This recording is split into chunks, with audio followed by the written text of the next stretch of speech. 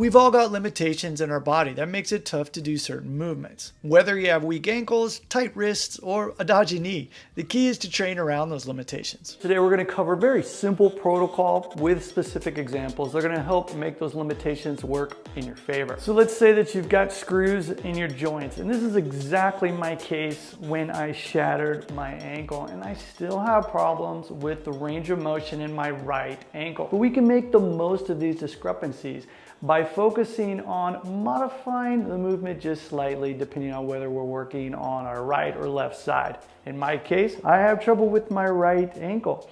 And so while I can go all the way down into this shrimp squat without my heel coming up off of the ground, I have trouble doing that if I try to do the shrimp squat in the standard way. You'll notice as I continue down, I have to bring my heel up off the ground. But I can work around that and do it in a safe manner simply by changing and modifying this movement so that I'm sitting back slightly so that I hold on to something.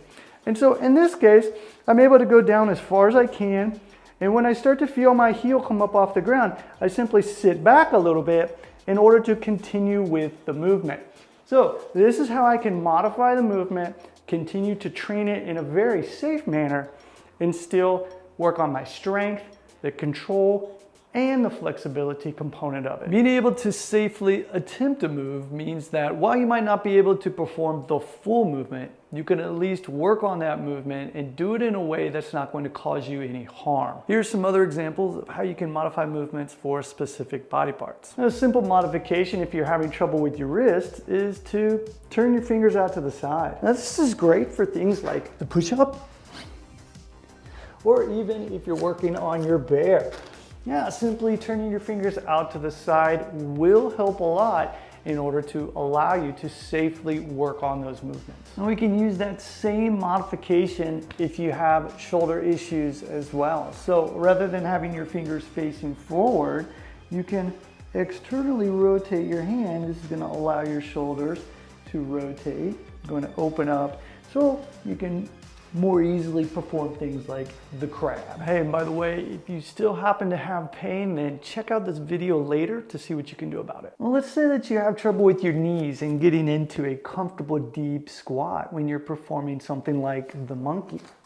Well, in that case, a simple modification would be to simply raise your butt up into the air to allow you to take pressure off of your knees. In this position, you can perform the monkey, and there is nothing wrong with this at all. You try out the move, and if you find that you can safely attempt it, then you ease into it. You don't force yourself into a position, and you don't do it without control. Now, what if you have ankle issues? I gave an example of where I sat back in my shrimp squat to allow my heel to come down to the floor.